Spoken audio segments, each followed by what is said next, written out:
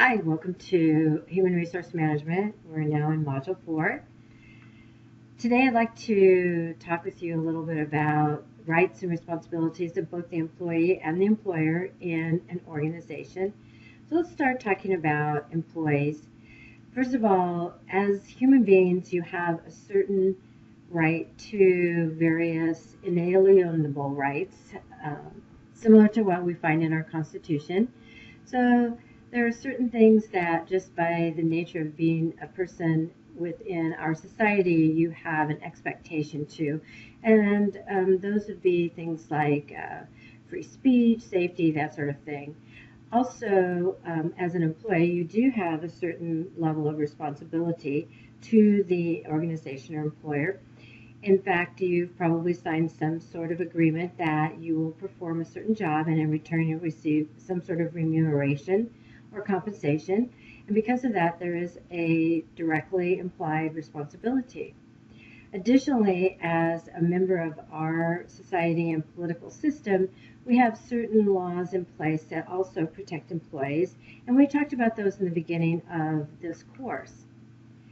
So, a couple of things that are important in terms of this concept of rights and responsibilities in the employment agreement are two items I'd like to just bring your attention to. One is employment at will.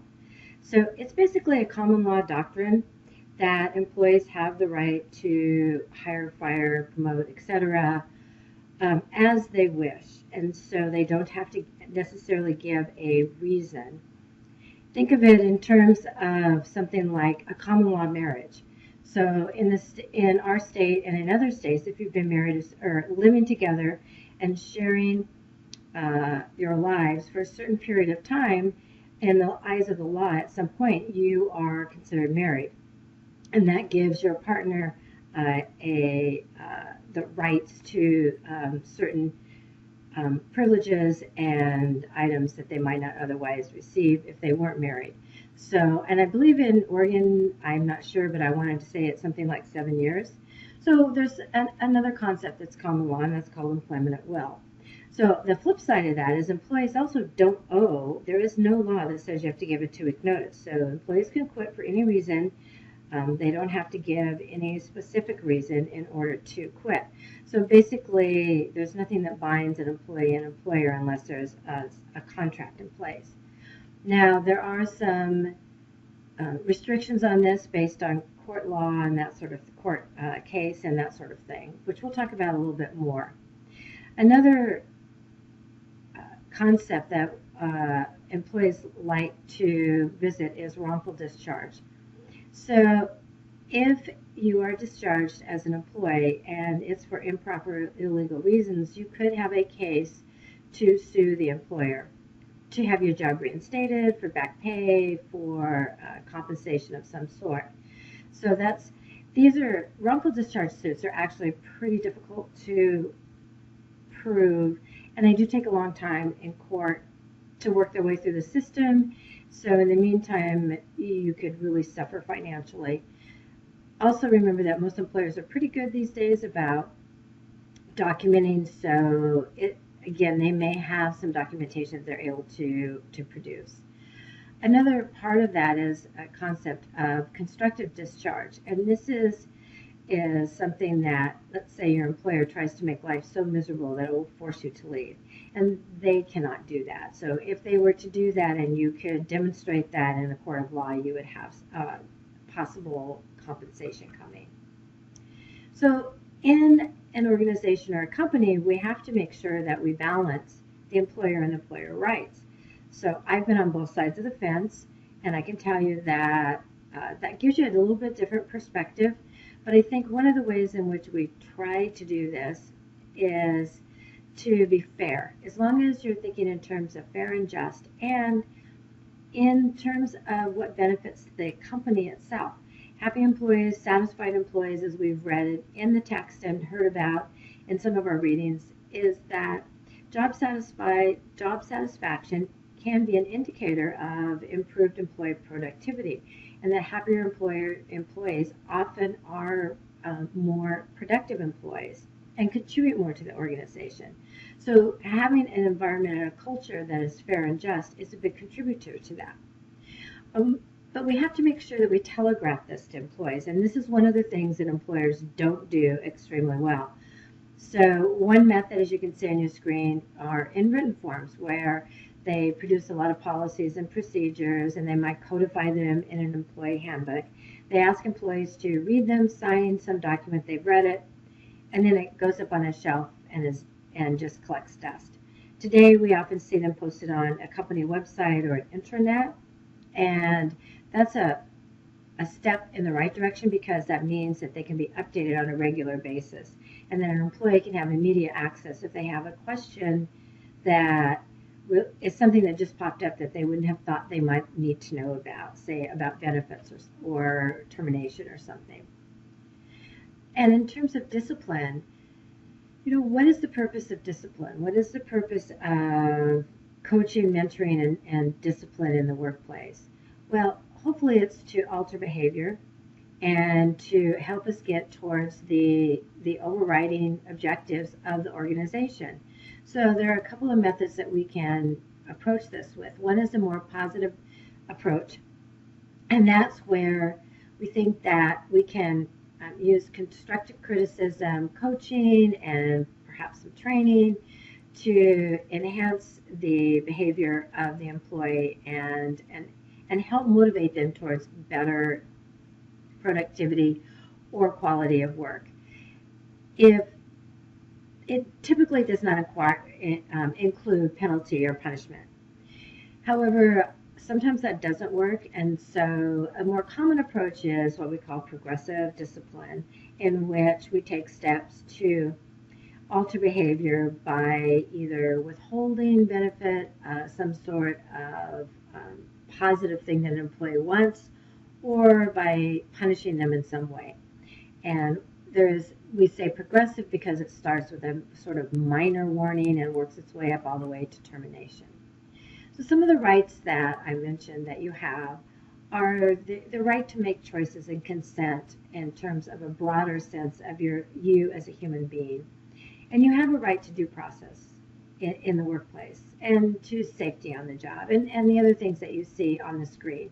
Some of them are followed with the term limited because obviously your privacy is limited in that, for instance, if you are using the company's internet and you are using the company's email for your personal benefit, because they own that, they have a right to, you do not have an expectation of privacy, and they have a right to view all of the sites that you visited and the emails that you've written.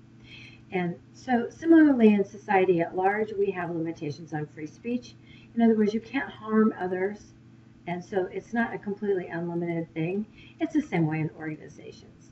Management also has some rights, and they have the right to set the workplace code of conduct and the way things are done there, and establish the rules and the protocols and that sort of thing. They also, as you can see on the screen, have the right to drug test employees. They just have to make sure that their process is fair, just, and non-discriminatory. So as I mentioned, discipline is really about altering behavior, and it's seen as a corrective action. In other words, to bring employees up to a standard that's acceptable within their workforce. Some of the reasons that you might discipline an employee are on the screen that you can see. Some of them are more minor, others are more egregious, and that will determine the level of discipline. So again, as I mentioned, changing behavior is a primary reason for discipline, but we also do it to send a message to the entire organization, team, group of employees. So by punishing an employee for unacceptable behavior, it sends a message to all employees that this is not a standard of behavior that's acceptable within our organization, and this is what happens if you violate that standard. So it doesn't apply only to the individual employee who's been disciplined, but it sends again that message to all employees. It's also a way of setting and maintaining the line of authority and decision making. So if employees are crossing boundaries in terms of decision making, it's another way to pull that back in. And sometimes those types of judgment errors by employees can have some major consequences, for instance, legal consequences, or in an industry like healthcare, it could have harm to an individual or person. So when I talk about fairness and due process in an organization, there are some ways for you to take a look at your organization and see if in fact you deem it to be fair and to offer due process. As a small employer, these are the questions that you want to continually ask yourself to see that you are maintaining a fair workplace. And I won't read them all to you, but I think that it's important for you to take a look at them and to be able to answer them honestly and positively. I mentioned earlier that there are different levels of discipline for different types of infractions, and you see on your screen that often they occur in a progressive manner. And so the first time that somebody has an infraction, particularly if it's of a lesser impact on the organization, then it might be, the first step might be to have a coaching session, an informal talk, that sort of thing. And if that doesn't correct the problem, then there may be an oral warning with a note in the personnel file, followed by possibly written, in which oftentimes the employee is required to sign the warning. Sometimes you can rebut or refute it on the warning as well. And then these might end up continuing along the lines of more a higher level of discipline, such as suspension or time off without pay, and ultimately in termination from the company. Termination, as it sounds, is a final step in the process, and you can go through the progressive discipline, or if a behavior problem is so bad, you can jump right to termination. So, for instance, in most companies, stealing from the company, stealing from other employees, perhaps violence in the workplace, these would be automatic reasons for dismissal. In the state of Oregon, we have a concept called job abandonment. So if you do not show up for work for, I believe it's 72 hours of work time, so 3 days of scheduled work, and you do not contact your employer, the employer can send you a notice that you have been terminated for job abandonment. And that would also pretty much prevent you from receiving unemployment benefits as well. So this leads us to this whole concept of rights and duties within the workplace, leads us to this discussion on unions in the workplace. So when employees feel that the workplace is not fair and just for a number of levels, they may wish to organize together so they have more power in the organization. So typically, a manager has more power than an employee. And yet, if employees band together, and there are many of them, by the nature of their numbers, they increase their power and their bargaining power with management. And so that is one of the reasons why employees will join unions. So it could be they're dissatisfied with the way the company's run. In the past, it's been kind of a social gathering, and I think that's less so today. Some employees want to become leaders, not within an organization, but they see the union as a way of doing that. So there are a number of statutes that dictate how unions function within organizations and how we form unions, and the process of bargaining and negotiation between labor and management, etc. And you can see them on the screen here. Now, I remember when we talked about HR law and some of the discrimination laws, we noticed that many of those were passed in the 1960s into the early 70s. And you'll see here that many of these laws took place right around pre and post World War II. And that's when the rise of labor unions really began to take off in our country. And labor unions are really were born in the industrial age as people and citizens moved off farms out of an agrarian life and moved into cities, working in factories, You had a lot of people in a small spot, and labor and management really didn't know what to do, and they took advantage, and people worked long hours. They had very unsafe conditions, and in order to counter that, we saw the rise of labor unions. However, today they are less prevalent in our workforce by quite a bit. As you can see here, that just about a decade ago, in the private sector, unions had dropped to about 7.8% of the workforce. Some of this, to a large degree, has to do with the fact that management has recognized that if in fact they wished to not have a union shop, that by offering greater benefits, improving the fairness of their organization and the employee processes within the organization, that they can provide what unions would provide but still maintain control of their company and not have to deal with that bargaining unit. And so we saw companies begin to do so. Plus, I think that as communication channels increased in our society and people were able to share ideas more, you saw this resurgence of employers offering better benefits, better pay, better working conditions. We also passed laws about safety in the workplace. Safety was a real big reason why unions took off initially. I will say that in unions today, the largest industry in which they are growing is the public sector. So government is where the union movement is still gathering some momentum and some steam, so it'll be interesting to see if that continues. There are a couple of other reasons why employees join unions and wish to be part of a bargaining unit, and that's to prevent things like wrongful discharge and constructive discharge, in which the environment is so toxic that it forces an employee to quit. So those are, and again, that gets us back to this whole concept of fairness and justice in the workplace.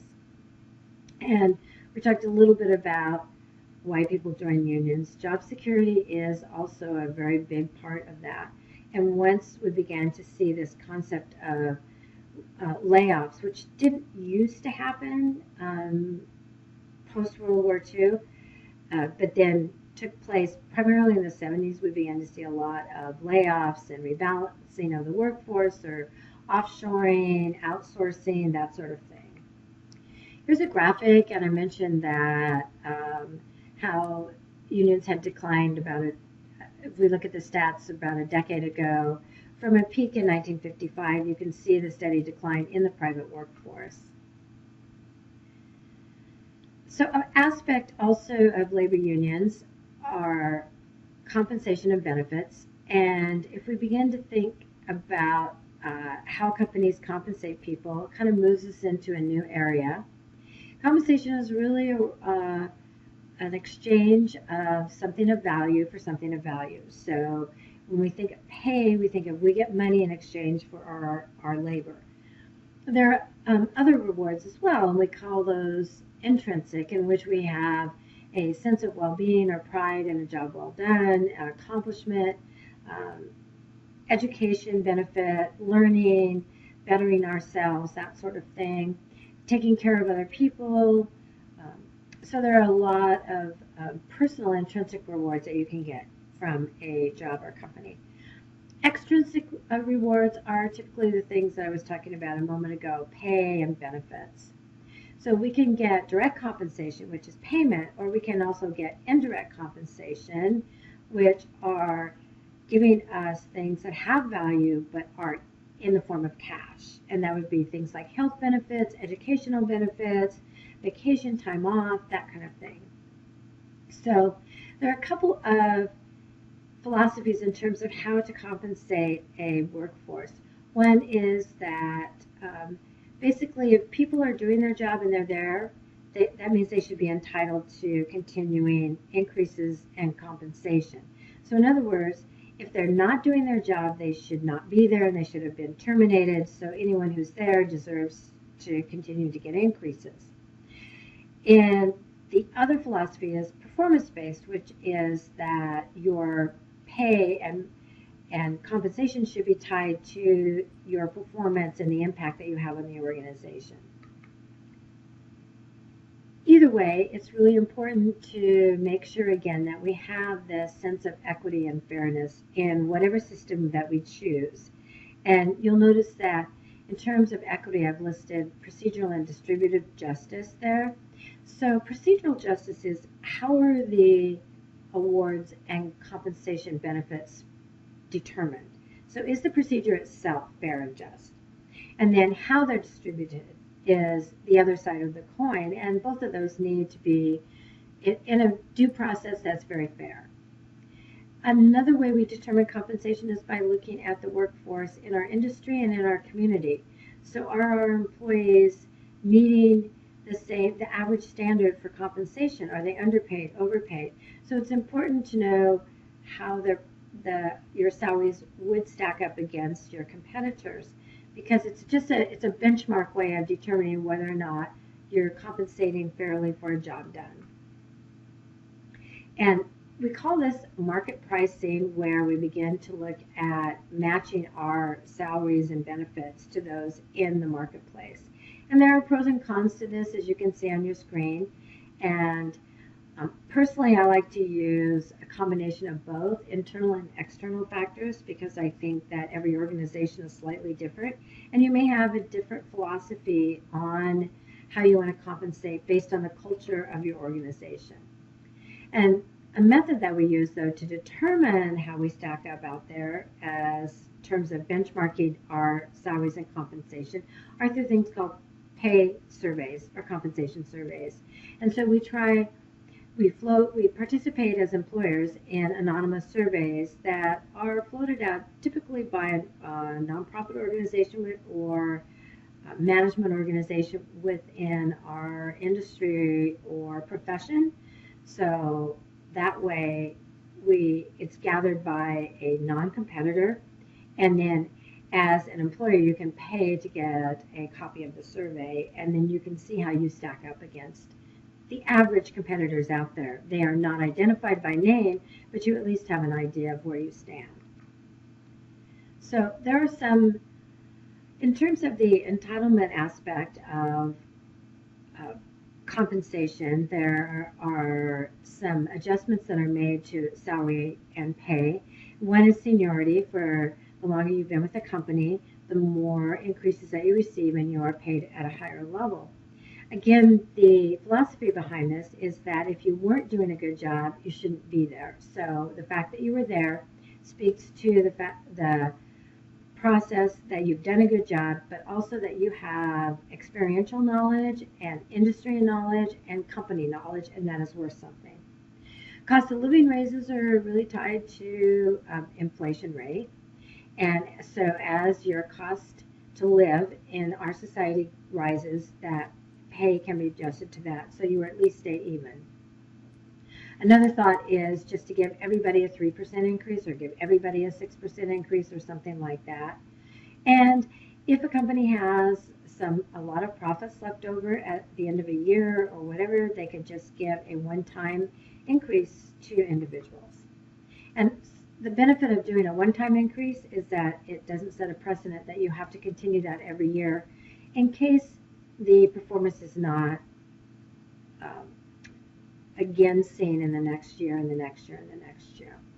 Another aspect of compensation can be what we call variable pay, and that's like piecework type of thing, where you're paid based on the work that you do. So how many of something you make, or how many items you sell, that type of thing.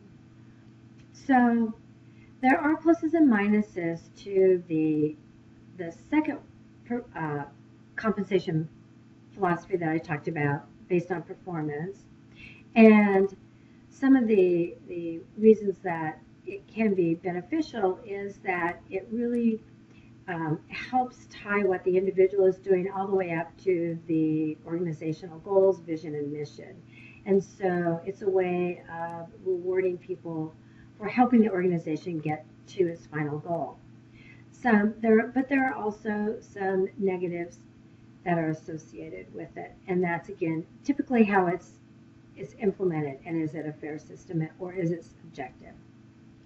In terms of the variable pay, you can see that, again, it's typically tied to productivity objectives, and so we can see a higher incidence of meeting organizational goals, but also it can be difficult. Sometimes the plans that are implemented are too difficult for our employees to reach, and so it becomes a demotivator. Other types of compensation that an organization might choose to do are things like profit sharing. And profit sharing is something where they share some of the profits at the end of the year or time period with employees.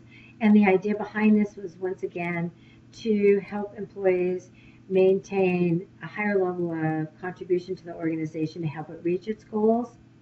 A negative on this can be that it does require, in order to dispense this, you have to also share some financial information, and some companies, particularly privately held companies, are not comfortable doing that.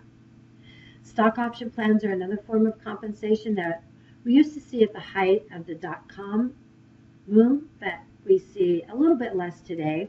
Some of that also has to do with some statutes that have been put in place in how companies must view them on their financial statements, so that it is less lucrative for the company to do so.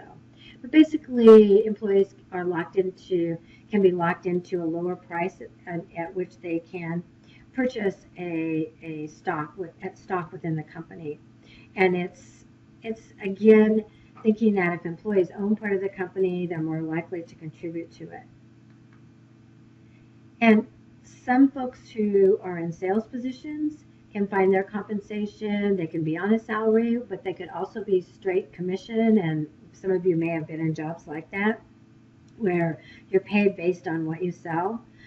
More typical of what I see in the workplace are a combination of both. When you have a base salary, and it's usually quite low, but then on top of that, you're compensated for your commission. So that was a brief look at where we are right now in Module 4, all the way through our compensation. I hope that it helped clarify maybe some of the questions that you had. If not, feel free to post your questions on the Blackboard under Questions and Sharing. Shoot me an email or dial me up on either my cell phone or my office phone. Both are listed on Blackboard. Have a great day, and we'll see you soon.